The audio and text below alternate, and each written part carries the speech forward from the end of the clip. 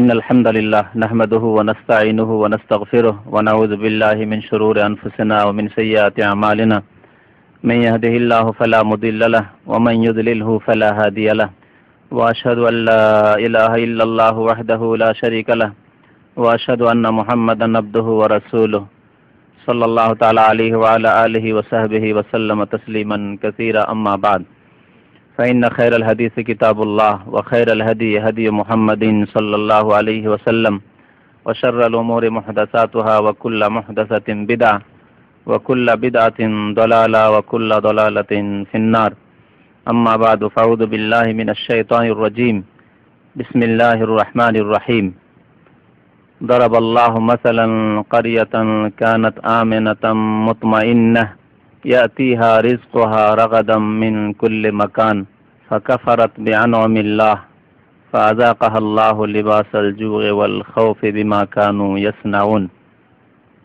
وقال الله تعالى في موضع آخر وما أصابكم من مصيبة فبما كسبت أيديكم ويعفو عن كثير মহান আল্লাহ রব্বুল আলামিনের সমস্ত প্রশংসা, যে আল্লাহ আমাদেরকে সৃষ্টি করেছেন, আমাদেরকে ভালো কাজের আদেশ দান করেছেন, খারাপ কাজ থেকে সতর্ক করেছেন।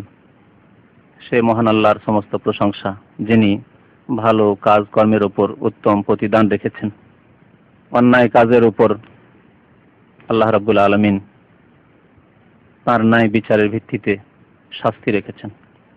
দরুদ ও সালাম নাজিল হোক প্রিয় নবী মুহাম্মদুর রাসূলুল্লাহ সাল্লাল্লাহু আলাইহি সাল্লামের উপর, যিনি ভালো কাজের আদেশ দান করেছেন, ভালো কাজের প্রচার করেছেন, খারাপ কাজের পথ বন্ধ করার জন্য তিনি যথাসাধ্য মেহনত করেছেন, পরিশ্রম করেছেন। আল্লাহুম্মা সাল্লি আলাইহি আল্লাহুম্মা বারিক আলাইহি। আজকে আলোচনা করব আল্লাহর আযাব সম্পর্কে, যে আল্লাহর আযাব পৃথিবীতে কেন আসে এবং তার প্রতিকার কি কাজ করলে আল্লাহর আযাব দূর হতে পারে। যেহেতু আজকে মুসলিম উম্মাত, মুসলিম জাতি আল্লাহর বিভিন্ন আযাবে নিমজ্জিত। আল্লাহ রাব্বুল আলামিনের বহুমুখী আযাব, শাস্তি, ইহলৌকিক শাস্তি তাদের ওপর আপতিত হয়েছে। এর কারণ কি? মহাগ্রন্থ আল কোরআনে এ সম্পর্কে কি বলা হয়েছে? নবী করিম সাল্লাল্লাহু আলাইহি সাল্লামের হাদিসে এই সম্পর্কে কি বলা হয়েছে, যে কি কারণে আযাব আসতে পারে।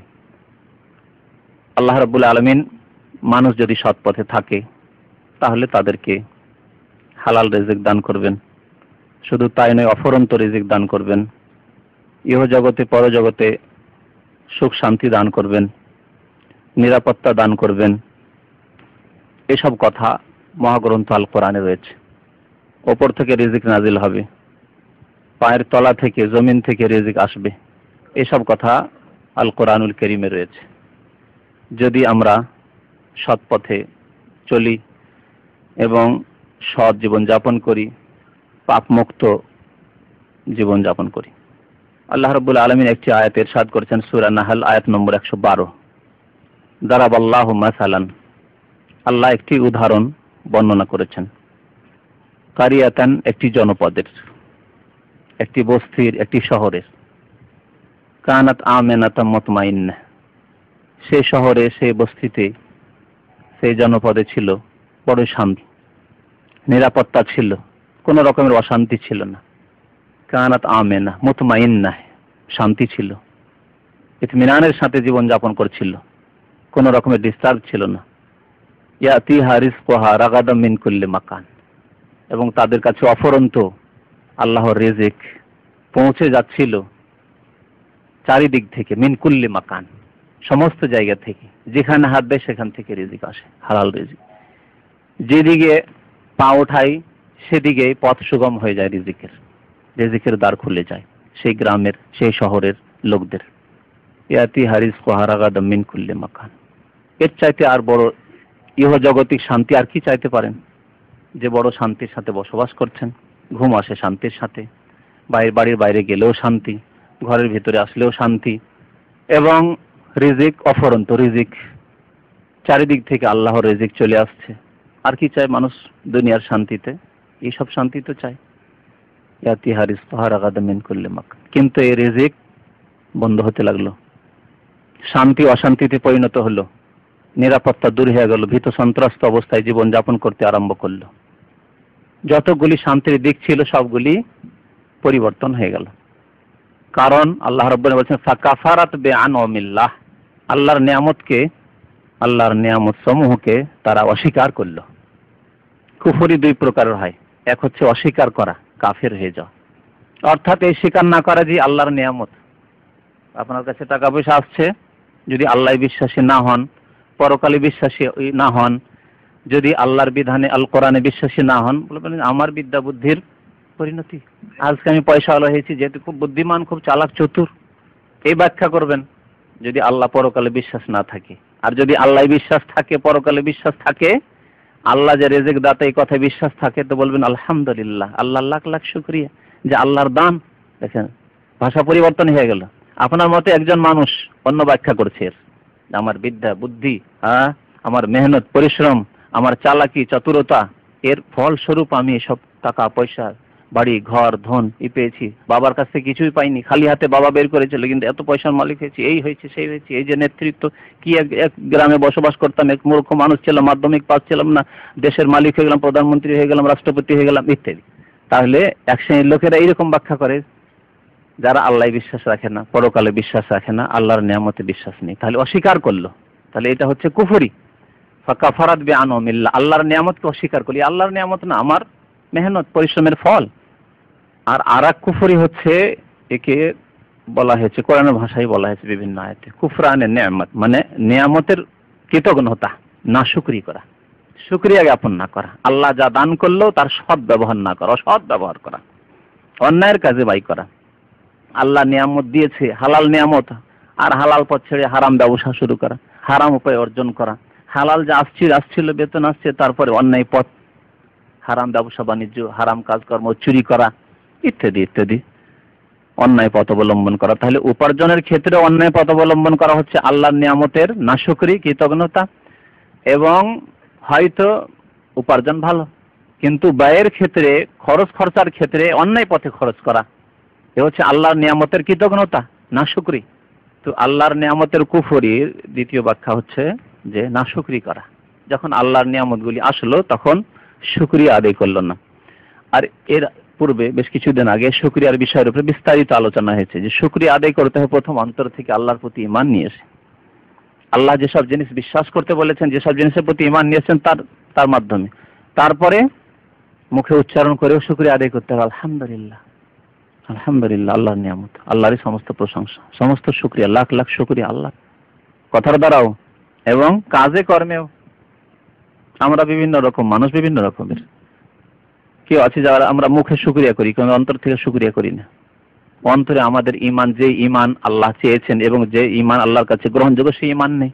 এমন ঈমান যে ঈমান হচ্ছে মুনাফিকির, কপটতার পরিপন্থী, মানে ঈমান থাকলে আপনার মুনাফিকি থাকবে না। এমন ঈমান যে হচ্ছে শিরকের পরিপন্থী, যাতে শিরক থাকবে না। এমন ঈমান যে ঈমানের সাথে কুফরি থাকতে পারে না, নাস্তিকতা থাকতে পারে না, সেকুলারিজম থাকতে পারে না, সমাজবাদ থাকতে পারে না, ইত্যাদি ইত্যাদি। তাহলে এইরকম ঈমান হইতে হবে, অন্তরের দ্বারা শুকরিয়া। অনেকে এইরকম শুকরিয়া আদায় করেন না, কথার দ্বারা শুকরিয়া আদায় করি, অনেকেই করি আমরা। জাতিগত যারা মুসলমান তারা কথার দ্বারা শুকরিয়া আদায় করি, কিন্তু কাজে কর্মে শুকরিয়া আদায় করি না। অধিকাংশ মানুষ আল্লাহ যে প্রথম যে ইবাদতটি ফরজ করেছেন 5 ওয়াক্ত নামাজ, তা আদায় করি না। তাহলে কোথায় শুকরিয়া আদায় করলাম? খায় আল্লাহর, আর আমি মনের পূজা করি, মনোবৃত্তির পূজা করি, যা খেয়াল খুশিতে ভালো লাগে তাই করি। ফজরে উঠতে কষ্ট হয়, নামাজ পড়তে কষ্ট হয়, তাই নামাজ পড়ি না। খেয়াল খুশি নামাজ, অধিকাংশ মুসলমানদের নামাজ আজকাল খেয়াল খুশি নামাজ। জুমার দিন ভালো লাগে তাই নামাজ পড়ি, সপ্তাহে একদিনের ব্যাপার, আর বাকি নামাজ পড়ি না। কেউ আবার 4 ওয়াক্ত পড়ি, কেউ আবার 3 ওয়াক্ত পড়ি, কেউ আবার যখন দেখলাম যে কাজে কর্মে আছে তখন একটু নামাজ পড়লে আরাম পাওয়া যাবে তাই নামাজ পড়ি, আর যখন বাসায় থাকি তখন নামাজ পড়ি না। বাস্তব সত্য না এগুলি? ডিউটির সময় নামাজ পড়তে যায় অনেকে, যেহেতু এই সময়টা রেস্ট পাওয়া যাবে নামাজটা পড়লে।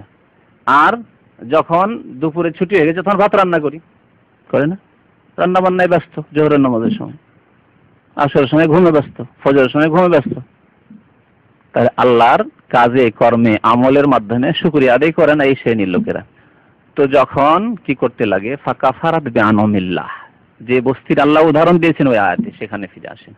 যখন তারা আল্লাহর নিয়ামতকে অস্বীকার করলো, হয়তো নিজের বিদ্যা বুদ্ধির ফল যা কিছু আমি পেয়েছি, অথবা আল্লাহর নিয়ামতের নাশুকরি করলো, কৃতজ্ঞতা করলো না, অকৃতজ্ঞ হলো, তখন আল্লাহ কি করলেন? এর পরিণাম, নাশুকরি করলে অথবা আল্লাহর নিয়ামতকে অস্বীকার করলে।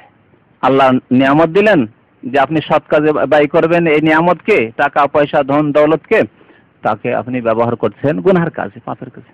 টাকা পয়সা হয়েছে তাই, মান সম্মান পেয়েছেন তাই জুলম অত্যাচার করছেন, ক্ষমতা হাতে এসছে তাই অত্যাচার করছেন, ইত্যাদি ইত্যাদি। ফাআযাকাহুল্লাহু লিবাসাল জু'i ওয়াল খাউফ, এর পরিণাম স্বরূপ আল্লাহ তাদেরকে কি দান করলেন? লিবাসাল জু, খিদার পোশাক।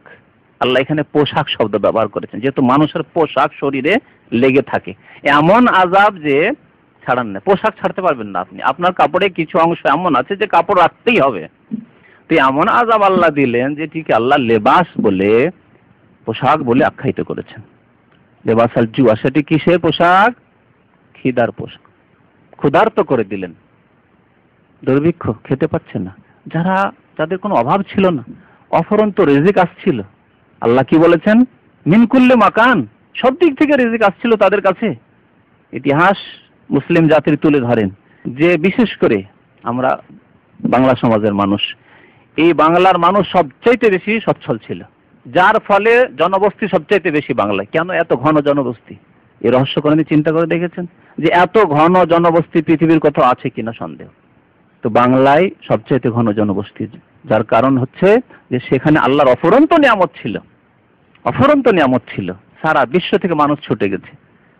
বিভিন্ন আকার আকৃতির মানুষ আমাদের দেশে পাওয়া যায়, কালো পাওয়া যায়, আর সাদাও পাওয়া যায়, খাটো পাওয়া যায়, লম্বাও পাওয়া যায়, সব রকমের লোক পাওয়া যায়। এমন এমন লোক পাওয়া যায় যে দেখে মনে হচ্ছে যে মিশরী লোক, আরবের লোক, ফিলিস্তিনের লোক, এইরকম মনে হয় দেখে। বিভিন্ন দেশের মানুষ সেখানে পৌঁছেছে, ছুটে গেছে। এমনকি কাফের শত্রুরাও ছুটে গিয়ে আক্রমণ করেছে, প্রথম হানা দিয়েছে বাংলার জমিনের উপর। জি, প্রথম ইংরেজরা ঢুকেছে বাংলার জমিনেও। দিল্লির মসনদে প্রথম তারা আক্রমণ করেনি, তারা জানতো যে এখানে রয়েছে ধন দৌলত, চারিদিক থেকে নিয়ামত সেখানে আসতো। কিন্তু যখন আমরা কুফরি করলাম, ইসলামের দোহাই দিয়ে সিংহভাগ জাতিতে মুসলমান তো আমরা হয়েছিলাম, কিন্তু কবর মাজারের পুজো আমরা ছাড়িনি। দুর্গার পূজা ছেড়েছি, দরগার পূজা শুরু করেছি। সবচাইতে বেশি দরগা, কবর আর মাজার যেসবের পূজা হচ্ছে গায়রুল্লাহ ছেড়ে বাংলার জমিন আছে। কথা সত্য না? ফাকাফারাত বিআনউমিল্লাহ, যখন আল্লাহর নিয়ামতে কুফরি আমরা করলাম, তখন ফাআযাকাহুল্লাহু লিবাসাল জু'i, একটি ওয়াল খাউফ, আর দ্বিতীয় হচ্ছে খৌফ, ভীতি, ভয়, অশান্তি। বাড়ি থেকে বেরোতে পারছেন না, সন্ধ্যা হলে আর বের হওয়া যায় না, টাকা পয়সা পকেটে নিয়ে রাস্তায় গেলে ভয়ে ভীতু, আরে ফিরে আসতে পারবো কি পারবো না, ব্যাংকে গেলে ব্যাংক থেকে টাকা পয়সা নিয়ে আসলে আর বাড়ি যেতে পারবো কি পারবো না। এখান থেকে যখন যাচ্ছেন এয়ারপোর্ট থেকে নেমে, তখন জানি না আল্লাহ বাড়ি নিয়ে যাবে সহি সালামত, কি যে হবে। খৌফ, এই অবস্থা একবার ইরাকের উপরে ফিট করে দেখেন। কি শান্তি ছিল সেখানে, কি পয়সা ছিল সেখানে, কি পেট্রোল ছিল সেখানে, রিজিক চারিদিক থেকে কত আসছিল, সারা বিশ্বের মানুষ সেখানে সবকিছু পৌঁছে দিচ্ছিল যে বাবা আমাদেরকে তেল দাও, পেট্রোল দাও, যাও কি নেবে নাও। ইয়াতিহা রিজকুহা রাগাদাম মিন কুল্লি মাকান, চারিদিক থেকে আল্লাহর রিজিক আসছিল। ফাকাফারাত বিআনউমিল্লাহ, নিশ্চয় এমন পাপ হয়েছে মুসলিম জাতির দ্বারা যে ফাযাকাহুল্লাহু লিবাসাল জু' ওয়াল খাউফ। কত ভীত সন্ত্রস্ত, বাড়িঘর ছেড়ে কোথায় পালিয়ে যাচ্ছে মানুষ। এত সুন্দর সুন্দর বাড়িঘর ছেড়ে, নিয়ামত ছেড়ে, বাবা ছেলের খোঁজ নিতে পারছে না, ছেলে বাবার খোঁজ নিতে পারছে না, স্বামী স্ত্রীর খোঁজ নিতে পারছে না, স্ত্রী স্বামীর খোঁজ নিতে পারছে না। ভীত সন্ত্রস্ত অবস্থায় জাহান্নামে পরিণত হয়ে গেছে, সে শান্তির জায়গা জাহান্নামে পরিণত হয়ে গেছে। যখন মুসলিম কমিউনিজম করা শুরু করলো, মুসলমান হয়ে কমিউনিজম করা শুরু করলো, বাস পার্টি, মুসলমান কমিউনিস্ট হতে পারে। এর আগে আমি গত জুমার দিনে অথবা গত মঙ্গলবার বলেছিলাম যে কমিউনিজমের কলেমা হচ্ছে লা ইলাহা, মানে আল্লাহ নেই। আর আমাদের কলেমা হচ্ছে, ইসলামের কলেমা লা ইলাহা ইল্লাল্লাহ। শ্বাস নিলে হবে না, এখানে স্টপ করলে হবে না, লা ইলাহা বলে স্টপ করলে হবে না, কুফরি হয়ে যাবে যদি থেমে যান, তাহলে আর ওই অবস্থায় মরে যান। তাহলে লা ইলাহা ইল্লাল্লাহ, আল্লাহ ছাড়া কোনো সত্য মাবুদ নেই। তাহলে একজন মানুষ মুসলমান হবে আবার কমিউনিস্ট হবে? অসম্ভব কথা। যেমন আগুন পানি এক জায়গায় থাকতে পারে না, হয় আগুন নেমে যাবে আর না হলে পানি সেখানে থাকতে পারে না, পানি শুকিয়ে যাবে।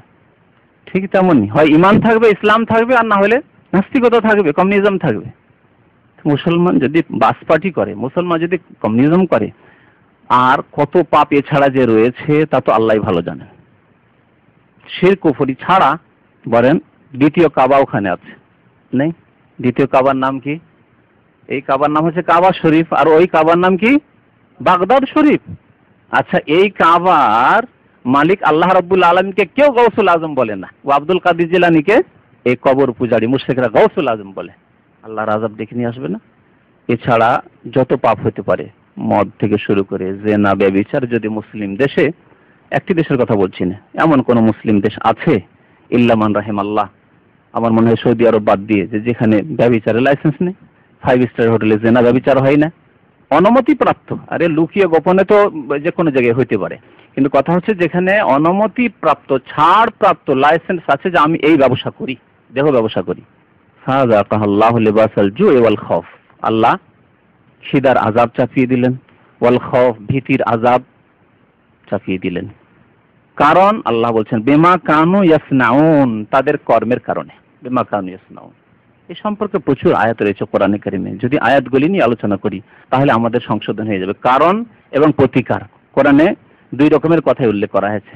আযাব আসার কারণও যেমন উল্লেখ করা হয়েছে, তেমন তার প্রতিকারের কথাও বলা হয়েছে।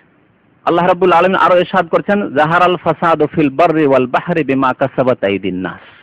সূরা রুমে আল্লাহ রাব্বুল আলামিন ইরশাদ করছেন আয়াত নম্বর 41, জাহারাল ফাসাদু ফিল বাররি ওয়াল বাহর, বিপর্যয় সৃষ্টি হয়েছে, ফিল বাররে স্থলে, ওয়াল বাহর এবং সমুদ্রে।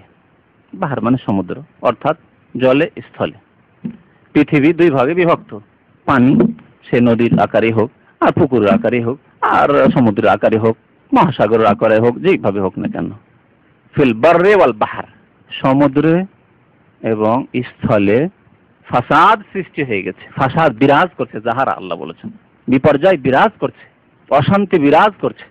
কারণ আল্লাহ বলছেন এখানে বিমা কাসাবাত আইদিন নাস, মানুষের হাতের কুকর্মের কারণে, মানুষের কর্মের কারণে। যেহেতু অধিকাংশ কর্ম হাত দিয়ে হয়, পা দিয়েও হয়, চোখ দিয়েও হয়, কথার দ্বারাও অন্যায় কাজ হচ্ছে, কিন্তু অধিকাংশ কাজ যেহেতু হাত দ্বারা হয়, সেজন্য আল্লাহ এখানে হাতের কথা উল্লেখ করেছেন। উদ্দেশ্য শুধু হাত নয়, যে কোনো অঙ্গ দিয়ে যদি পাপ হয়, অন্তর দিয়ে কুফরি হচ্ছে, নাস্তিকতা অন্তরে ঢোকানো আছে, আস্তিকতা না থেকে, আল্লাহর একত্ববাদ না থেকে, তাওহীদ না থেকে, তাহলে অন্তর দ্বারা কুফরি হচ্ছে, জবান দ্বারা কুফরি উচ্চারণ হচ্ছে। তো আল্লাহ বলছেন বিমা কাসাবাত আইদিন নাস, মানুষের কৃতকার্যের ফলে পৃথিবীতে বিপর্যয় সৃষ্টি হয়েছে। স্থলে বিপর্যয়, ফিতনা ফাসাদ হচ্ছে, মানে পৃথিবীতে যেসব জায়গায় মানুষ বসবাস করছে বিপর্যয় সৃষ্টি হয়েছে, ফিতনা বিরাজ করছে, লড়াই, দাঙ্গা, ফাসাদ, মারামারি, যুদ্ধ ইত্যাদি, অশান্তি, বিভিন্ন রকমের আল্লাহর আযাব, আসমানি দুর্যোগ, সামুদ্রিক দুর্যোগ ইত্যাদি ইত্যাদি, জলোচ্ছ্বাস, বিভিন্ন রকমের আযাব, এগুলি ফাসাদের অন্তর্ভুক্ত। ফাসাদের অন্তর্ভুক্ত সমস্ত আযাব, বিভিন্ন রকমের দুরারোগ্য রোগ ব্যাধি। বাহার সমুদ্রে, সমুদ্রের কি ব্যাখ্যা করবেন? বা পানিতে, পানিতেও ফাসাদ বিরাজ করছে। জি, এসব তো হতে পারে। এছাড়া আল্লাহ রাব্বুল আলামিনের বিভিন্ন রকমের আযাব আছে, যেটা আল্লাহ রাব্বুল আলামিন ভালো জানেন। অশান্তি বিরাজ করছে, এবং যখন মানুষ পাপ করা শুরু করে তখন এই পাপে প্রভাবিত হয় অন্যান্য প্রাণী, প্রভাবিত হয় জীবজন্তু, প্রভাবিত হয় পৃথিবীর সবকিছু, গাছপালা প্রভাবিত হয়। বৃষ্টি যখন বন্ধ হবে তখন পুকুর শুকিয়ে যাবে, তো শুধু মানুষের ক্ষতি হবে না, পুকুরের ব্যাঙ মারা যাবে, পুকুরে যত মানে পানির যেসব কিছু আছে মারা যাবে, মাছ মারা যাবে ইত্যাদি ইত্যাদি।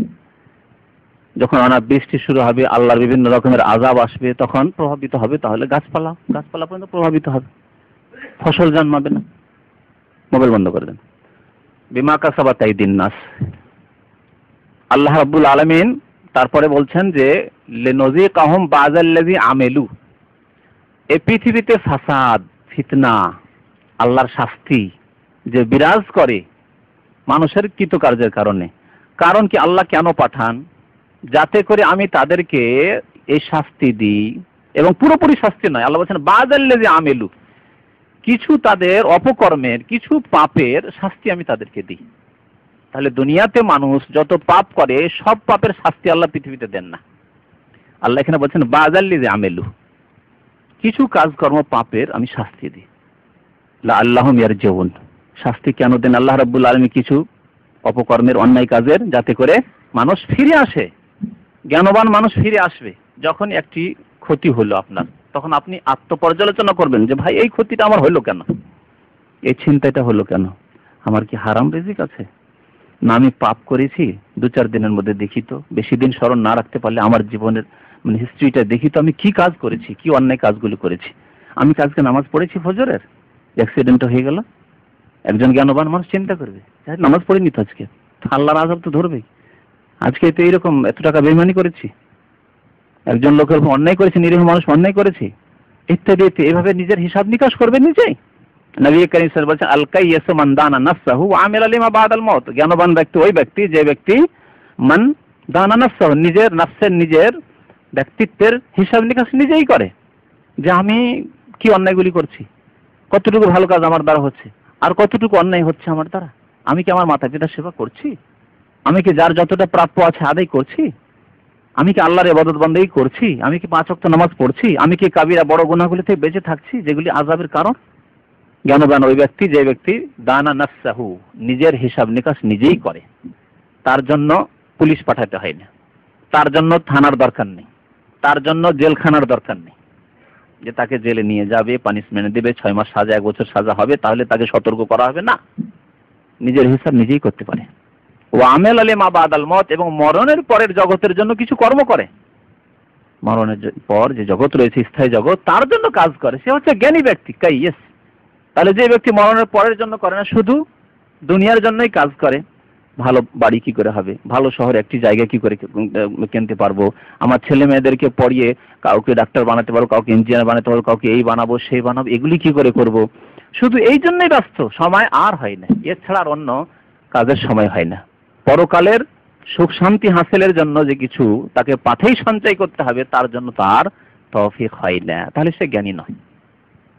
যতই নিজেকে চতুর মনে করুক যে আমার ছেলে ফার্স্ট ছাড়া সেকেন্ড হয় না ক্লাসে, আমার মেয়েদের রেজাল্ট ভালো, আমার এই ভালো সেই ভালো, আমি একটি নির্দিষ্ট গোল, নির্দিষ্ট টার্গেট নিয়ে আমি চলছি, আর এই টার্গেটে অনেকটাই আমি সাকসেসফুল, না, সে জ্ঞানী নয়। যে ব্যক্তি পরকালের জন্য কাজ না করে সে জ্ঞানী নয়।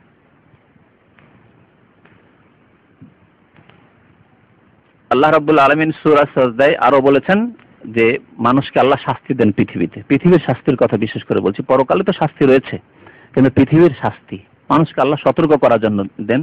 যেমন এই আয়াত দ্বারা জানলাম সূরা আনকাবুতে। আর একটি আয়াতে রয়েছে সূরা সাজদায়, ওয়ালা নুযিকান্নাহুম মিনাল আযাবিল আদনা দুনাল আযাবিল আকবার লাআল্লাহুম ইয়ারজিউন। এখানে আল্লাহ বলেছেন লাআল্লাহুম ইয়ারজিউন, নিশ্চয়ই আমি তাদেরকে শাস্তি দিয়ে থাকি, মিনাল আযাবিল আদনা, নিকটের শাস্তি, পৃথিবীর শাস্তি। এই আদনা থেকে দুনিয়া, আদনার স্ত্রীলিঙ্গ হচ্ছে দুনিয়া, দুনিয়া আমরা পৃথিবীকে দুনিয়া বলি। আর পরবর্তীতে আসবে আখেরা, আখেরা মানে যেটা পরবর্তীতে আসে, সেজন্য পরকালকে আখেরাত বলা হয়। তো মিনাল আযাবিল আদনা, আমি পৃথিবীর এই পার্থিব আযাব, পার্থিব শাস্তি দিয়ে থাকি, দুনাল আযাবিল আকবার, বড় আযাবের পূর্বে, বড় আযাবের পূর্বে, যে আযাব জাহান্নামে হবে, যে আযাব কবরে হবে, যে আযাব বিচার দিবসে হবে, যেদিন শিশু বৃদ্ধ হয়ে যাবে, ইয়াউমা ইয়াজআলুল বিলদানা শিবা, আল্লাহ কোরআনে বলেছেন। সেই দিন এত ভীত সন্ত্রস্ত হবে মানুষ যে শিশু, সেই দিন শিশু যদি থাকে সেই দিন, তাহলে শিশু সেই দিন বুড়ো হয়ে যাবে। সেই দিনের আযাবকে আল্লাহ আল আযাবুল আকবার বলেছেন, মহান আযাব, মহাশাস্তি।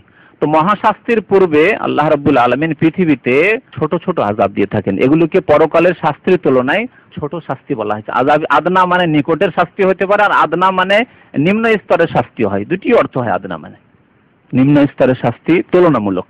যদিও পৃথিবীতে বড় বড় শাস্তি রয়েছে আল্লাহ রাব্বুল আলামিনের, কম শাস্তি নয় এগুলি, কিন্তু আখিরাতের তুলনায়, কবরের আযাবের তুলনায়, জাহান্নামের শাস্তির তুলনায় এসব আযাব শাস্তি পৃথিবীর হচ্ছে ক্ষুদ্রতম শাস্তি। কি জন্য এই আযাব দিয়ে থাকি? লাআল্লাহুম ইয়ারজিউন, হতে পারে যে তারা ফিরবে, ফিরার সম্ভাবনা আছে। ধাক্কা খেলে মক্কার দিকে মুখ করবে, যখন মার খাবে, যখন বিভিন্ন রোগে আক্রান্ত হবে, যখন বিভিন্ন রকম বিপদ আপদ আসবে, যখন ভীত সন্ত্রস্ত হবে, যখন খেতে পাবে না, তখন আল্লাহকে বলে মনে হবে। আর বেশি পয়সা হলে ভোগ বিলাসে লিপ্ত হয়ে যাবে। আল্লাহ এই হিকমতের ভিত্তিতে অনেক লোককে, অনেক সৎ মানুষকে দরিদ্র রেখেছেন, তাতেই তার হয়তো কল্যাণ আছে। যে বেশি পয়সা হলে খারাপ হয়ে যেত লোকটি, আপনার জন্য তাতেই কল্যাণ আছে যে আল্লাহ আপনাকে দুনিয়াতে পয়সা দিচ্ছেন না, এতে আল্লাহ রহস্য জানেন যে আপনি সব থাকবেন। বেশি পয়সা হলে বিষ লাগিয়ে নিতেন, বেশি পয়সা হলে মদ খাওয়া শুরু করতেন, বেশি পয়সা হলে জুয়া খেলা শুরু করতেন, আরো লোভ বাড়তো যে মোটরসাইকেল হয়েছে তো একটা কারের প্রয়োজন, আর কারের জন্য পয়সা জুটানো তখন হারাম পথ অবলম্বন করতেন, দেখি জুয়ার মাধ্যমে যদি চলে আসে, লটারির মাধ্যমে চলে আসে, লোভ বেড়ে যেতে হয়তো। তো আল্লাহ রাব্বুল আলামিন সবকিছুর হিকমত ভালো জানেন যে আমার কল্যাণ কিসে রয়েছে। তো ফিরে আসবে, আল্লাহুম ইয়ারজিউন, ফিরে আসবে, এই জন্য আল্লাহ রাব্বুল আলামিন মাঝে মাঝে শাস্তি দিয়ে থাকেন। কোরআনে কারিমে অনেক আয়াত রয়েছে এ সম্পর্কে। আল্লাহ রাব্বুল আলামিন সব ক্ষেত্রে ধরেন না, যেমন একটি আয়াত এর আগে শুনলেন। আরেকটা আয়াত স্পষ্ট রয়েছে সূরা শূরায়, আল্লাহ রাব্বুল আলামিন ইরশাদ করেছেন, ওয়ামা আসাবাকুম মিন মুসিবাতিন ফাবিমা কাসাবাত আইদিকুম, তোমাদের উপর যে কোনো মুসিবত আসে, আমরা মুসিবত বুঝি, মুসিবত মানে বিপদ, যে কোনো বিপদ তোমাদের উপর আপতিত হয়, এর কারণ কি? আল্লাহ বলছেন ফাবিমা কাসাবাত আইদিকুম, এখানেও আল্লাহ এই ভাষায় বলেছেন তোমাদের কৃতকার্যের কারণে, তোমাদের বদ আমলের কারণে, তোমাদের খারাপ কাজের কারণে, তোমাদের পাপের কারণে। সবগুলি পাপকে আল্লাহ ধরেন। যদি সবগুলি পাপে ধরে নিতেন তো কোনো মানুষ মুক্তি পেত না, পৃথিবীতে ধ্বংস হয়ে যেত সবাই, পৃথিবীতে কোনো মানুষ বেঁচে থাকতো না। ওয়ায়াফু আন কাসীর, আল্লাহ বলছেন অনেক অনেক আল্লাহ মার্জনা করেন, ছাড় দেন অনেক ক্ষেত্রে। একবার গুনাহ করলেন, দুইবার করলেন, তিনবার করলেন, পাঁচবার করলেন, সাতবার করলেন, আল্লাহ রাব্বুল আলামিন অত্যন্ত ধৈর্যশীল, ধৈর্য ধারণ করেন। আল্লাহর একটি নাম, 99টি নামের মধ্যে একটি নাম হচ্ছে হালিম। হালিম মানে অত্যন্ত ধৈর্যশীল। তো আল্লাহ রাব্বুল আলামিন বলছেন ওয়ায়াফু আন কাসীর, অনেক অনেক গুনাহের ক্ষেত্রে, পাপের ক্ষেত্রে আল্লাহ মাফ করে দেন, মার্জনা করে দেন, ছেড়ে দেন, যে হয়তো আমার বান্দা আজকে ভুল করেছে, কালকে সংশোধন করে নিতে পারে। এই জন্য দেখা যায় চোর যখন চুরি করে বা অন্যায়কারী অন্যায় করে, একবার দুইবার ধরা পড়ে না। খুব কম চোরি আছে যে প্রথমবারই ধরা খায়, তাই না? খুব কম বদ প্রকৃতির মানুষ আছে প্রথমবারই ধরা খেয়েছে, এর আগে অনেক অন্যায় করেছে তারপরেই ধরা পড়েছে। বাস্তব সত্য কথাটি। আল্লাহ ওয়ায়াফু আন কাসীর যে বলেছেন, অনেক অনেক আল্লাহ মাফ করেন, তারপরে আল্লাহ ধরেন, তারপরে লাঞ্ছিত করেন। আর আল্লাহ লাঞ্ছিত করে দিলে কেউ সম্মান দান করতে পারে না। সূরা হজে আল্লাহ রাব্বুল আলামিন ইরশাদ করেছেন, ওয়ামাই ইউহিনিল্লাহু ফামা লাহু মিন মুকরিম, কাউকে যদি আল্লাহ লাঞ্ছিত করে দেন তো কেউ তাকে সম্মান দান করতে পারে না, কোনো শক্তি সম্মান দিতে পারে না। চোখের সামনে রয়েছে, খুব পুরনো ইতিহাসে যেতে, পুরনো ইতিহাসও দেখতে পারেন। ইবলিসকে আল্লাহ লাঞ্ছিত যখন করলো, ফামা লাহু মিন মুকরিম, কেউ সম্মানিত করতে পেরেছে না পারবে? চিরকালের জন্য অভিশপ্ত, লাঞ্ছিত হয়েছে। ফেরাউন কে ছিল? বর্তমান যুগের অনেক রাজার চাইতে শক্তিশালী ছিল, অনেক প্রধানমন্ত্রী রাষ্ট্রপতি চাইতে শক্তিশালী ছিল সে ফেরাউন। ওমাই ইউহিনিল্লাহ, যখন আল্লাহ লাঞ্ছিত করে দিলেন, অপদস্থ করলেন, ফামা লাহু মিন মুকরিম, কেউ সম্মান দান করতে পারলো না, কেউ তাকে বাঁচাতে পারলো না ধ্বংস হওয়া থেকে। বর্তমান যুগের অনেক রাজনৈতিক নেতা রয়েছে, যদি আশেপাশে প্রতিবেশী দেশগুলি যদি একটু নজর দৌড়ান তো দেখবেন যে 5 বছর আগে প্রধানমন্ত্রী ছিল সে নির্বাসিত দেশ থেকে, ঠিক না? ওমাই ইউহিনিল্লাহু ফামা লাহু মিন মুকরিম। বাকি পরলৌকিক ক্ষেত্রে যে আযাব, অভিশাপ আল্লাহ রয়েছে সে তো আছেই, কিন্তু চোখের সামনে দেখতে পাচ্ছেন যে একজন লোক যে এত শক্তিশালী প্রধানমন্ত্রী, রাষ্ট্রপতি, সে আজকে নির্বাসনের জীবন যাপন করছে, দেশে যাওয়ার তার অনুমতি নেই, দেশে গেলে তার ফাঁসি হয়ে যেতে পারে, তাই সে পালিয়ে রয়েছে, হ্যাঁ, উধাও হয়ে রয়েছে। আল্লাহু আকবার। ওমাই ইউহিনিল্লাহু ফামা লাহু মিন মুকরিম, আল্লাহ যাকে লাঞ্ছিত করে দেয় তাকে কেউ সম্মানিত করতে পারে না। আল্লাহ রাব্বুল আলামিন তাই আরো ইরশাদ করেছেন, মান কানা ইউরিদুল ইজ্জাতা ফালিল্লাহিল ইজ্জাতু জামিয়া, কোন ব্যক্তি যদি সম্মান কামনা করে, ইজ্জত চায়, মান সম্মান চায়, তাহলে সম্মান কোত্থেকে পাওয়া যায়? আল্লাহর কাছে। ফালিল্লাহিল ইজ্জাতু জামিয়া, সম্মানের আধার আল্লাহ রাব্বুল আলামিন, তিনি ইজ্জতের অধিকারী, মান সম্মানের অধিকারী, এবং তার পক্ষ থেকে হয়। আল্লাহ রাব্বুল আলামিন যদি কোনো জালেম কাফেরকেও যদি আল্লাহ মান সম্মান দেন সে ক্ষণিকের জন্য, তাতেও আল্লাহর হিকমত রয়েছে। তার মাধ্যমে শিক্ষা দেন পাপিষ্ঠ মুসলিমদেরকে। কোন জালেমকে, কাফেরকে যদি আল্লাহ চাপিয়ে দেন নিয়ে মুসলিমদের ওপর, পাপিষ্ঠ মুসলিমদের ওপর, তার দ্বারা আল্লাহ তাদেরকে শিক্ষা দেবেন। যেমন বনি ইসরায়েলদেরকে শিক্ষা দিয়েছেন ফেরাউনকে দিয়ে, কিন্তু চিরকাল আল্লাহ ফেরাউনকে রাখেননি, ফেরাউনকে শেষ পরিণামে ধ্বংস করেছেন। যখন বনি ইসরায়েলরা আল্লাহর দিকে ফিরে এসছে, আল্লাহর বিধানের দিকে ফিরে এসছে, নবী মুসা আলাইহিস সালামের প্রতি ঈমান নিয়ে এসছে, তখন আল্লাহ তাদেরকে সম্মানিত করেছেন। ইতিহাস বারবার করে ফিরে আসে, এই কথাটি অনেক জ্ঞানবান ব্যক্তিরা বলে। ইতিহাস বারবার রিপিট হয়ে আসে, মানব জাতির ইতিহাসে এরকম অনেক ঘটনা রয়েছে। মান কানা ইউরিদুল ইজ্জাতা ফালিল্লাহিল ইজ্জাতু জামিয়া, যে ব্যক্তি ইজ্জত সম্মান চায় তো জেনে রাখুক যে সমস্ত ইজ্জতের মালিক আল্লাহ রাব্বুল আলামিন। আরো সূরা মুনাফিকুন আল্লাহ ইরশাদ করেছেন, ওয়ালিল্লাহিল ইজ্জাতু ওয়ালিরাসূলিহি ওয়ালিল মুমিনিন ওয়ালাকিন্নাল মুনাফিকিনা লা ইয়াফকাহুন। ইজ্জতের মালিক আল্লাহ, মান সম্মানের অধিকারী আল্লাহ। ওয়ালি রাসূলিহি, এবং আল্লাহ ইজ্জত দান করেন, মান সম্মান দান করেছেন তার রাসূলকে। আল্লাহ রাসূলকে কত আল্লাহ ইজ্জত দান করেছেন, কত আদরের সাথে সেই নামটি আমরা উচ্চারণ করি, মুহাম্মদ সাল্লাল্লাহু আলাইহি সাল্লাম। এবং সাথে সাথেই লক্ষ লক্ষ কোটি কোটি মুসলিম যখনই আল্লাহ রাসূলের নাম আসে তখন দোয়া না দিয়ে আমরা নীরব হই না। সাল্লাল্লাহু আলাইহি ওয়াসাল্লাম, তার উপর আল্লাহর অশেষ রহমত বর্ষিত হোক এবং শান্তির ধারা বর্ষিত হোক। ওয়ালি রাসূলিহি, রাসূলের জন্য ইজ্জত। ওয়ালিল মুমিনিন, এবং ইজ্জত রয়েছে মুমিনের জন্য।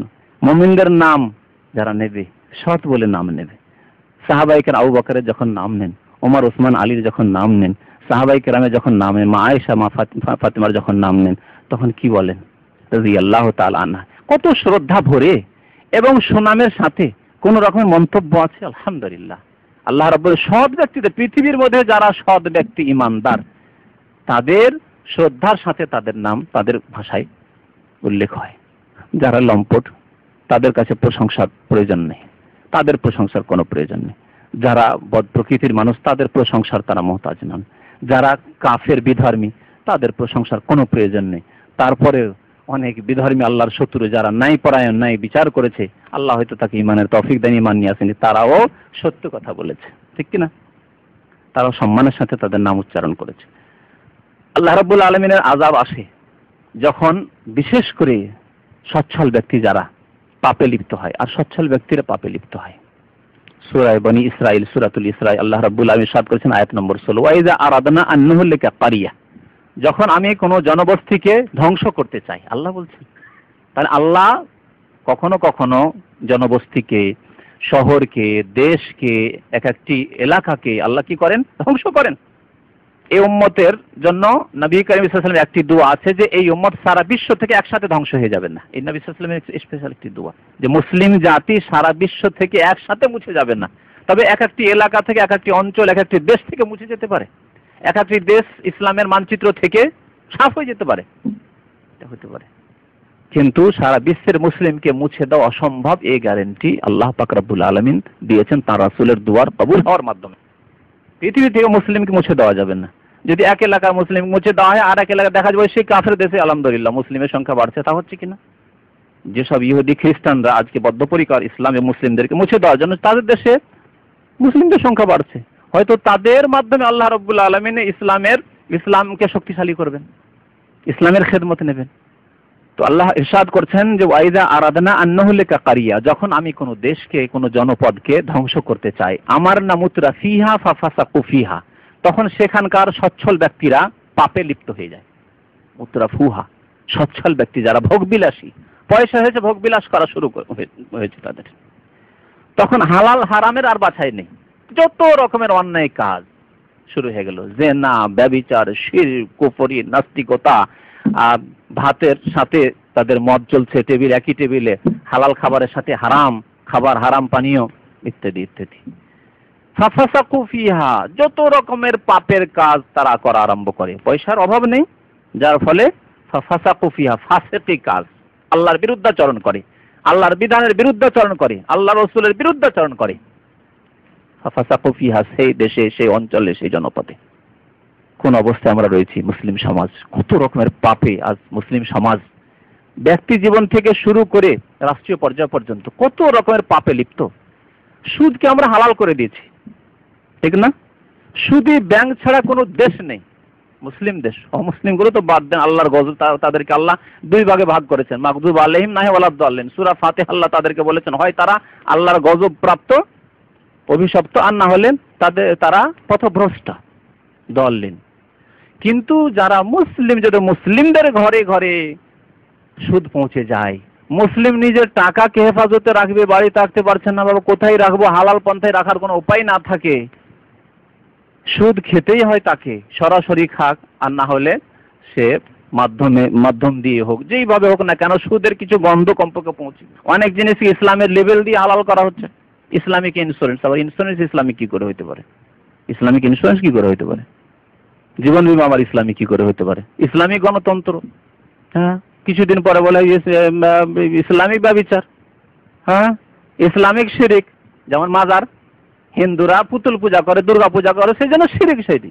কিন্তু এই হচ্ছে ইসলামিক ইবাদত বন্দেগী, কবর মাজারে সিজদা করা। দেখেন, তাহলে শিরকের ক্ষেত্রে যদি ইসলামিক হয়ে যেতে পারে, মসজিদ বানাবার ক্ষেত্রে যে এরকম আমরা চাঁদা, তার চেয়ে বেশি চাঁদা দেয় মাজারের ক্ষেত্রে। দেখেন, মাজারের চাঁদা যখন কালেকশন হয় আমাদের দেশে, মানুষ মনে করে যে পীর সাহেব খুশি তো আল্লাহ খুশি, আর খুশি হইতেই হবে আল্লাহকে, পীর সাহেব খুশি। আর মাজারে যদি চাঁদা দিই তো পীর সাহেব যে খুশি, মাধ্যম খুশি, ওসিলার মাধ্যমে সব কাজ হয়, তাই না? এইরকম ধারণা তাদের, আর ভুল ওসিলা তারা বুঝে আছে। অথচ এর আগে বলেছি যে ওসিলা আমাদের কি? ঈমান এবং সৎ কাজ। এ হচ্ছে ওসিলা, মাধ্যম আল্লাহ পর্যন্ত পৌঁছার জন্য। না, ঈমান এবং সৎ কাজকে বলে গেছে মেহনত। যে ঈমান আর সৎ কাজ তো মেহনতের কাজ। 5 ওয়াক্ত নামাজ পড়তে হবে, রমজানের রোজা রাখতে হবে, এবং হজ করতে হবে। হজ করে আসার পরে আবার ভালোভাবে জীবনযাপন করতে হবে। হজ করে এসে আবার যদি পাপ করা শুরু করি তো এইটি লক্ষণ হজ কবুল হয়নি, এর তাহলে সমস্যা। হজ করে এসে চুরি করতে পারবো না, হজ করে এসে সুদ খেতে পারবো না, হজ করে এসে বলে হাজি ঘুষ খাচ্ছে চাকরিতে, সমস্যা। তাহলে ঈমান এবং সৎ আমলের মাধ্যমে যে ওসিলা আসল মাধ্যম, এই মাধ্যমে কষ্ট রয়েছে, যার ফলে এটা পীরকে মাধ্যম ধরে নিল, মাজারকে মাধ্যম ধরে মনে করলে এর মাধ্যমে জান্নাত পৌঁছে যাব। ইসলামিককরণ করে দেওয়া হয়েছে শিরকের, ঠিক কিনা? ওই রকমই কিছুদিন পর নাম পাল্টে গেছে। আজকাল মদকে মদ বলা হয় না, কত রকম ভালো ভালো চমৎকার নাম। হ্যাঁ, সুদকে সুদ বলা হয় না, হ্যাঁ, ইন্টারেস্ট, হ্যাঁ, আরো কিছু বেনিফিট, হ্যাঁ, টাকাটা কি আমার বাঁধা বেনিফিট আসছে। তো এইভাবে ইসলামিককরণ হচ্ছে সব গুনাহগুলির, গুনার ইসলামিককরণ হচ্ছে। তো যখন পয়সাওয়ালারা পাপে লিপ্ত হয়ে যাবে, তখন আল্লাহ রাব্বুল আলামিন কি করেন? আমার নামুতরা ফিহা ফাসাকু ফিহা। যখন পাপ এইভাবে, পাপ যখন প্রকাশ পেয়ে যায়, দেখেন পাপ গোপনে গোপনে পাপ সর্বদাই থাকবে, কিন্তু যদি গোপনীয় অবস্থায় থাকে, খোলাখুলি না করতে পারে, তাহলে তাদের অন্তরে ভয় থাকে, পাপীদের অন্তরে ভয় থাকে, ঠিক না? আমাদের সমাজে একটি যুগ এমন ছিল, আমরা শুনি বাপদাদাদের কাছে, যে কোনো মানুষ আজান হলে বাইরে বসতে পারতো না, হ্যাঁ, গান বাজনা শুনতে পারতো না, তাদের শাস্তি হতো, কান ধরে উঠা বসা করতো, না হলে জুতো মারতো তাদেরকে। এসব হতো গ্রামাঞ্চলে, এসব শাসন ছিল, সব শেষ হয়ে গেছে, ঠিক না? যার ফলে আজান হচ্ছে, ওইদিকে নামাজ হচ্ছে, এদিকে উচ্চ স্বরে গান চলছে, কোনো ভয় নেই, হ্যাঁ, গান শুনে আসছে, খোলাখুলি বর্ণনা করছে, গান শুনেছি, জেনা ব্যভিচার হচ্ছে, কিছুই শাস্তি নেই। খোলাখুলি যখন পাপ শুরু হয়ে যায়, তখন আল্লাহর গজবকে ডেকে নিয়ে আসে, যেহেতু তখন পাপিষ্টদের মনোবল বেড়ে যায় পাপ করার। আর যতক্ষণ গোপনে আছে, না, সাহস নেই, করলেও গোপনে গোপনে, ভয়ে ভীত হয়ে মার খেতে হবে, অসুবিধা আছে, একবারে হয়ে যেতে হবে, মুশকিল হয়ে যাবে, ইত্যাদি ইত্যাদি, শাস্তি হতে পারে। তো আজকে বর্তমান মুসলিম সমাজের অবস্থা এইরকম যে খোলাখুলি জাহারাতিল মাআসি, খোলাখুলি গুনাহ হওয়া শুরু হয়েছে, বিভিন্ন রকমের গুনাহ। ফাসাকু ফিহা ফাহাক্কা আলাইহাল কওল, তখন আমার কথার বাস্তবায়ন হয়। আল্লাহ বলছেন আমার আদেশের বাস্তবায়ন হয়, কি? ফাদাম্মারনাহা তাদমীরা, সুতরাং তাদেরকে আমি সমূলে বিনাশ করে দিই, ধ্বংস করে দিই। তাহলে আল্লাহ কখন ধ্বংস করেন? যখন মানুষ বিভিন্ন রকমের পাপ খোলাখুলি করা আরম্ভ। দেখেন আজকাল, কিছুদিন পূর্বে সৌদি আরবে রাস্তায় বসে থাকতে পারতো না নামাজের সময়, আজকাল রাস্তায় বসে থাকে। কত সাহসের সাথে বসে আছে। যদি এই ভয় থাকতো যে না, রাস্তায় বসে অসুবিধা আছে, 3 দিন জেল হবে, বেশি নয় 3 দিন, তাহলে বসে থাকতো না রাস্তায়। অনেকে দোকান বন্ধ করে ভিতরে ঢুকে বসে থাকে, বুঝতে পেরে নিয়েছে যে আর কিছু হবে না। কিন্তু যদি ভয় থাকতো যে ভিতরে যদি দোকান বন্ধ করে নামাজের সময় বসে থাকি তো অসুবিধা আছে, কখনো হতো না। খোলাখুলি পাপ শুরু হয়ে গেছে, খোলাখুলি নামাজ ত্যাগ শুরু হয়েছে। হিন্দু, কাফের, ইহুদি, নাসারার সাথে মুসলিমও রাস্তাঘাটে বসে থাকছে। আর আমাদের দেশের কথা বললে একটি কথা আছে হাদিসে, হাদ্দিস ওয়ালা হারাজ, বর্ণনা করো, কোনো আপত্তি নেই, যা কিছু বলবে তাই সত্য, ঠিক কিনা? যা কিছু বলবে তাই সত্য। পাপ এত মানে খোলাখুলি হচ্ছে যে যা কিছু বলবে তাই সত্য। বিশেষ বিশেষ জায়গায় তো লাইসেন্স প্রাপ্ত, ছাড় প্রাপ্ত তারা তো রয়েছে গুনাহ করার জন্য, কিন্তু গার্ডেনে চলে যান, পার্কে চলে যান, পাপ করতে আছে, ব্যভিচার হচ্ছে, কেউ কিছু অন্যায়ের প্রতিবাদ করার লোক নেই, তাদের ব্যক্তি স্বাধীনতা। শুনতাম যে পশ্চিমা দেশে, ইউরোপ, আমেরিকায় 18 বছর, ছেলে মেয়েদের 18 বছর বয়স হয়ে গেলে যৌন স্বাধীনতা আছে, সুতরাং বাবা মা গার্জেন কেউ চাপ সৃষ্টি করতে পারে না, তার পূর্বে চাপ সৃষ্টি করতে পারে। সুতরাং কথা সত্য এটি। সুতরাং যারা 18 বছরের পূর্বে পাপ করে, সব জেনা ব্যভিচার করে, তারা বয়সকে বাড়িয়ে নেয়, তারপরে বলে যে দেখো আমার বয়স 18 হয়ে গেছে, সুতরাং আমার জন্য ছাড় রয়েছে, কোনো অসুবিধা নেই। কিন্তু আজকে মুসলিম সমাজে তাই শুরু হয়েছে, কেউ প্রতিবাদ করার নেই। আল্লাহ রাব্বুল আলামিন এই পরিস্থিতিতে ধ্বংস করেন, আল্লাহর আযাব মুসলিম সমাজে নেমে আসে, ফাদাম্মারনাহা তাদমীরা, তখন আল্লাহ ধ্বংস করেন। তো গুনহার কারণগুলি অনেকগুলি বললাম, তার মধ্যে মূল কারণ হচ্ছে শিরক, আল্লাহর সাথে কুফর, আল্লাহকে অস্বীকার করা, অথবা আল্লাহর সাথে অংশীদার স্থাপন করা, শিরক করা, অথবা নামে মুসলমান কিন্তু ইসলামের বিরুদ্ধে কাজ করা। তাহলে ক্ষতিগ্রস্ত কে? যে ব্যক্তি চারিদিক থেকে ক্ষতিগ্রস্ত, ইহ জগতে ক্ষতিগ্রস্ত, পরকালে ক্ষতিগ্রস্ত, সেই ব্যক্তি ক্ষতিগ্রস্ত। ইন্নাল ইনসানা লাফি খুসর, মানুষ ক্ষতিগ্রস্ত, ইল্লাল্লাযিনা আমানু। তবে ক্ষতিগ্রস্ত কে নয়? ভাগ্যবান কে, সফলকাম কে? যে ব্যক্তি ঈমান ঠিক করলো।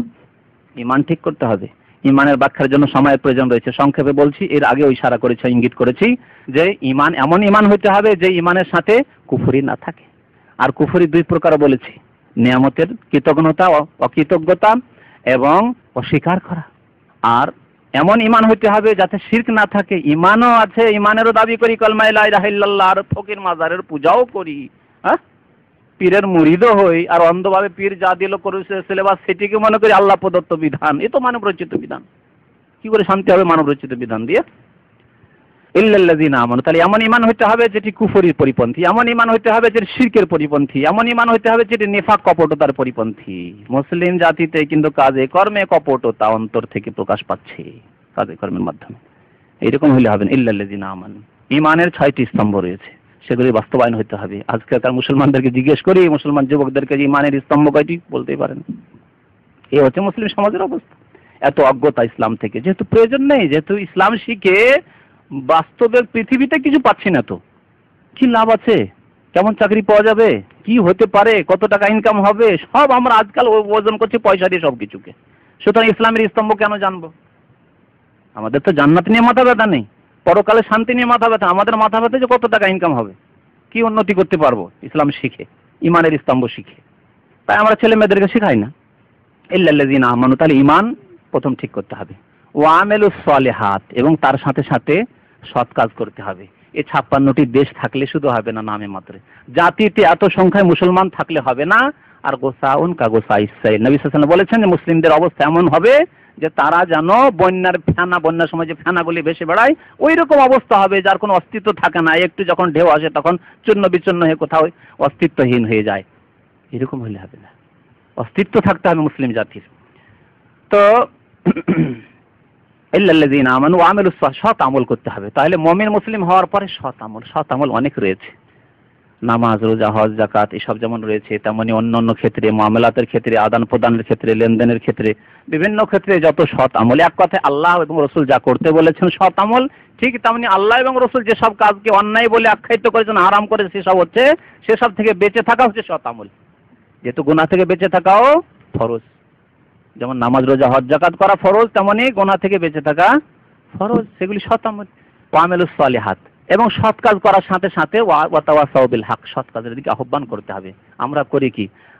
সৎ কাজ অনেকেই করি, মুসল্লি, চিল্লা লাগাই, টুপি ছাড়ি না, পাঞ্জাবি আর পাজামা আর এই সেই ইসলামিক লেবাস, কিন্তু আমাদের ছেলেদেরকে ইসলামিক শিক্ষা শিক্ষিত করি না, ইসলামিক আদর্শে আদর্শিত করি না, নামাজ পড়ে না। আমাদের বুড়োরা নামাজ পড়ে, আমাদের সমাজে অধিকাংশ বুড়ো মুরব্বীর 60 বছর যাদের বয়স হয়েছে নামাজ পড়ে, অধিকাংশ নামাজ পড়ে, কিন্তু তার একটিও ছেলে নামাজ পড়ে না। অধিকাংশ পরিবারে, ঠিক কিনা বলেন? অধিকাংশ পরিবারে অধিকাংশ যুবকরা নামাজ পড়ে না। ছেলে কি করে জবাবদিহি করবে? কি করে শান্তি পাবে? খুসর, ক্ষতিগ্রস্ত। আল্লাহ বলছেন ওয়া তাওয়াসাউ বিল হক, সত্যের দিকে আহ্বান করবে, নিজেও নামাজ পড়বে, অন্যদেরকেও নামাজ পড়বে, নিজেও ইসলামের আওতাতে থাকবে, নিজের স্ত্রী, নিজের ছেলে মেয়ে, তাদেরকে ইসলামের আদব কায়দার পালনের জন্য তাদেরকে উপদেশ দান করবে, তাদেরকে দ্বীনের পথে রাখবে। আর এই ক্ষেত্রে যতই কষ্ট হোক না কেন ধৈর্য ধারণ করবে, ধৈর্য ধারণ করবে। ওয়া তাওয়াসাউ বিস সাবর। সংক্ষেপে এই বলে শেষ করলাম, না হলে এই আল্লাহর আযাব থেকে মুক্তি পাওয়ার জন্য অনেক উপায় রয়েছে। ইনশাআল্লাহ তাআলা ভবিষ্যতে কোনোদিন এই বিষয়ের উপরে আরেকটি আলোচনা করা হবে। এবং গুনহার যে কুপ্রভাব রয়েছে, পাপের যে কুপ্রভাব রয়েছে, এর ক্ষেত্রে অনেক আলোচনা রয়েছে। ইনশাআল্লাহ তাআলা আগামীতে এই সম্পর্কে আলোচনা করা হবে। ওয়া সাল্লাল্লাহু আলা নবিয়িনা মুহাম্মদ ওয়া আলা আলিহি ওয়া সাহবিহি আজমাইন। শিং মাছের ভিতরে যে রগ রহিয়াছে, মুরগির এটা খাওয়া কি হারাম? এরকম কিছু ইসলামে নেই। শিঙ্গির মাছের রগ আর কেঁচোর মতো লাগে, শিঙ্গির মাছের রগটা কেঁচোর মতো দেখতে খারাপ লাগে, সেই জন্য এই প্রশ্ন মনে হয়। আর এরকম কিছু মুফতি আমাদের সমাজে হইতেও পারে, যারা ফতোয়া দিয়েছে এটা হারাম, ইসলাম এত সহজ যে এত বাঁচাবাচি করে সিংহের মাছের মাথা তো খাওয়া যাবে, কিন্তু সেই রগটি খাওয়া যাবে না, এরকম কষ্ট ইসলামে নেই। ইন্নাদ দীনা ইউসরুন, নবী সাল্লাল্লাহু আলাইহি ওয়াসাল্লাম বলছেন দিন হচ্ছে সহজ। আর এইরকমই মুরগির কেউ বাছে, আবার আমি দেখি কিছু লোক ওই খাসির বা ওই গরুর যে আপনার মেরুদণ্ডের যে হাড়টা রয়েছে, সে হাড়ের মধ্যে যে আপনার মগজটা রয়েছে সেটাকে হারাম বলে এক শ্রেণীর মোল্লারা আমাদের সমাজে। এসব কিচ্ছু নেই। আচ্ছা, ওদের ভুল ধারণাটা জানি না কোথা থেকে আসলে, আমার মনে হয় ওই থেকে যে তারা মনে করে যে সেটা দিয়ে বীর্য নির্গত হয়। আরে বাবা, যদি বীর্য নির্গত হয় সেখানে তো বীর্য কি সেখানে তৈরি হয়, স্টক হয়ে রয়েছে, স্টোর আছে ওখানে। হ্যাঁ, সেটা হচ্ছে মগজ। হ্যাঁ, সব টাকা উঠিয়ে নেন, সুদী ব্যাংক থেকে সব টাকা পয়সা উঠিয়ে নেন, জমি জায়গা কেনেন, এমন জায়গা দেখে জমি জায়গা কেনেন, ফ্ল্যাট কিনেন যেখানে 5 বছরে দ্বিগুণ নয় 4 গুণ 5 গুণ হয়ে যায়। বাস্তব সত্য। এইরকম একটু চিন্তা করতে শিখেন। আর সুদী ব্যাংকে টাকা রাখা হারাম, সুদী ব্যাংকের সাথে আদান প্রদান করা হারাম। জি, আপনার দেশে ব্যাংক নেই, আপনি জমি জায়গা অন্য কিছু কেনার মাধ্যমে সেই টাকাকে সেভ করার চেষ্টা করেন। পারবেন, সালাম দেওয়া ছাড়া গুড মর্নিং বলতে পারবেন, অসুবিধা নেই। আর ইহজগতিক দোয়া তো দেওয়া যায়, মরে যাওয়ার পরে দোয়া করতে নিষেধ আছে। মরে যাওয়ার পরে কুফরি অবস্থায় কেউ যদি মরে যায় তাহলে তার জন্য দোয়া করতে, আল্লাহ যখন স্পষ্ট হয়ে গেছে যে আর ঈমান আনার সুযোগ নেই, চান্স নেই, তখন দোয়া করা নিষেধ আছে। বাকি হিদায়াতের দোয়া, আল্লাহ তুমি এই হিদায়াত করে দাও। নবী সাল্লাল্লাহু আলাইহি ওয়াসাল্লাম হযরত ওমরের জন্য কাফের অবস্থায় দোয়া করে, আল্লাহ এই ওমরকে হিদায়াত করে দাও। আবু হুরায়রা মুসলমান হলেন, গোটা বংশ ইসলামের কট্টর শত্রু ছিল, 10 বংশ, ইয়ামানের বংশ। আবু হুরায়রা এসে বললেন, ইয়া রাসূলুল্লাহ, বড়ই কষ্ট দিচ্ছে আমার বংশ, দোয়া করেন আল্লাহর কাছে আল্লাহ যেন গজব দিয়ে ধ্বংস করে দেয়। ধৈর্য তার নবীর মতো আবু হুরায়রার নেই। তখন আল্লাহ রাসূল বলছেন, আবু তোফেল দৌসি, ওই আবু হুরায়রা বংশেরই, কিন্তু আবু তোফেল দৌসি এসে দরখাস্ত করেছিলেন। নবী সাল্লাল্লাহু আলাইহি ওয়াসাল্লাম গজবের দোয়া না করে, ধ্বংসের দোয়া না করে বলেন, আল্লাহ মাহদি দৌসান, আল্লাহ 10 বংশকে তুমি হিদায়াত করে দাও। কয়েকদিন পরে গোটা 10 বংশ সব উঠে, যারা উঠে আসা সম্ভব যাদের পক্ষে, সবাই উঠে মদিনায় চলে এসেছে। 600-রও বেশি তাদের সংখ্যা ছিল, সবাই এসে মুসলমান হয়ে গেল। সুতরাং একজন খ্রিস্টান যদি থাকে আর ইহুদি থাকে আর তার দেখেন বিহেভ খুব সুন্দর, আচার আচরণ সুন্দর, আমি তো দোয়া করি এরকম লোকের জন্য, আল্লাহ যার আচরণ ভালো সেই লোক তো হেদায়েতের যোগ্য, আল্লাহ তুমি তাকে হেদায়েত করো। যেহেতু সেই লোক যদি হেদায়েত হয়ে যায়, ইসলামের একটা আইডিয়াল মানুষ হবে, আদর্শ মানুষ হবে, যে দেখো ইসলাম হচ্ছে এইরকম, শুধু নামাজ রোজার নাম ইসলাম নয়, দেখো এর আচরণ কত সুন্দর, তো ওই লোকটির মুসলমান হওয়ার প্রয়োজন বেশি। দোয়া করেন, গুড মর্নিং এর মাধ্যমে আপনি দোয়া করছেন যে আল্লাহ হিদায়াত করে দাও তাকে। আর দুনিয়ার ক্ষেত্রে আল্লাহ তাকে কারো মান সম্মান বাড়িয়ে দাও, দোয়া করা যায়। কাফেরের জন্য দোয়া করা যেতে পারে, মান সম্মান বাড়িয়ে দাও, তার রুজি রোজগার বরকত দাও, এসব দোয়া করা যেতে পারে যদি সে ইসলামের কট্টর শত্রু না হয়। এবং তার জন্য দোয়া করলে তার মাধ্যমে কিছু কাজ নেওয়া যেতে পারে। এরকম হয়তো মুসলিম, যেখানে মুসলিম সংখ্যালঘু রয়েছে, যেখানে একটা অমুসলিমকে যদি আপনি এই দোয়া দেন যে আল্লাহ আপনাকে দীর্ঘায়ু করুক, এই দোয়া কাফেরকে দিলেন, ওই একটি দোয়ার কারণে আপনি তার মাধ্যমে অনেক ইসলামের কাজ নিয়ে নিতে পারেন কাফেরকে দিয়ে। এই দোয়া জায়েজ আছে এই ক্ষেত্রে। শুধু কুফরি অবস্থায় কোনো মানুষ মরে গেলে তার মুক্তির জন্য দোয়া করা যায় না, হেদায়েতের জন্য দোয়া করা যেতে পারে, রুজি রোজগারে বরকতের জন্য দোয়া করা যেতে পারে। বাস। সাল্লাল্লাহু আলা নবিয়িনা মুহাম্মদ ওয়া আলা আলিহি ওয়া সাহবিহি।